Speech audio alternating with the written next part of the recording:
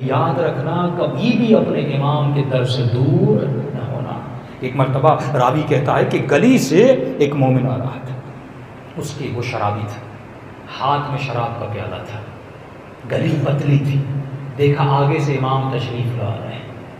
اب ادب تھا اس میں، یعنی جیسے دیکھا مولا آ رہے ہیں، کہا امام کا سامنا کیسے کروں گا، مولا کو اپنا چہرہ کیسے دکھاؤں گا، ہاتھ میں شراب اور امام پوچھے شراب۔ ایک مرتبہ اس نے اپنا چہرہ دیوار کی طرف کر دیا کہ مجھے 11ویں امام دیکھے نا، یا 11ویں امام کے کسی اور امام کا واقعہ ہے، یہ امام مجھے دیکھے نا۔ کہ جیسے اس نے دیوار کی طرف چہرہ کیا، امام گزرنے لگے تو امام نے گزرتے گزرتے اس کی پیٹھ پہ ہاتھ رکھا، جملہ کہا کہ اپنے امام کو پیٹھ دے کر کھڑا ہے، بے ادبی ہے یہ، اپنے امام کو پیٹھ دے کر کھڑا ہے۔ اس نے شرمندگی سے فوراً کہا مولا میں نے آپ کو دیکھا نہیں تھا، گلی پتلی تھی، میں نے کہا تھوڑا ایسے کھڑا ہو جاؤں تاکہ آپ آسانی سے گزر جائیں۔ فوراً امام نے کہا امام حق ہے۔ امام نے کہا ہم دلوں کے رازوں کو جانتے ہیں، تیرے ہاتھ میں کیا ہے؟ جھوٹ بولا۔ کیا بتاتا مولا، میں آپ کا شیعہ اور شرابی، میں شراب لے کر جا رہا ہوں۔ کہ مولا دودھ ہے۔ امام نے کہا دودھ؟ ہاں۔ کہ تھوڑا ہمیں بھی پلا۔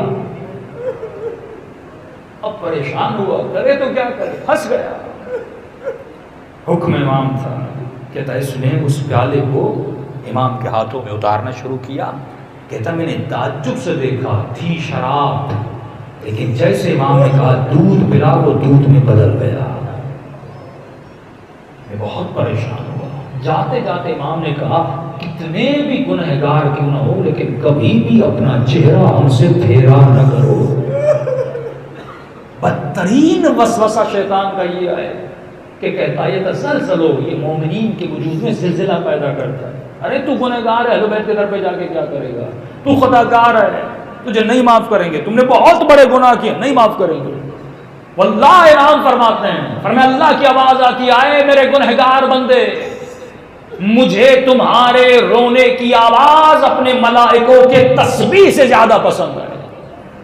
تو آ تو صحیح، یہ در ہے ہی اسی لیے تاکہ تو ارتقاء وجود پائے۔ لیکن آج جوان کتنے گناہوں میں گرے ہوئے، معاشرہ کتنے گناہوں میں گرا ہے۔ آج مومن کی شادی ایسی ہے جس میں امام زمانہ ہے۔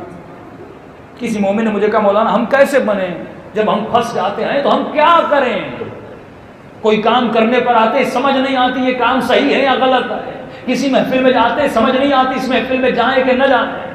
یعنی کا سمپل سا فارمولہ، اس پہ عمل کرو۔ اگر کسی شادی میں جانا ہے تو یہ سوچو کہ امام زمانہ اس شادی میں جاتے ہیں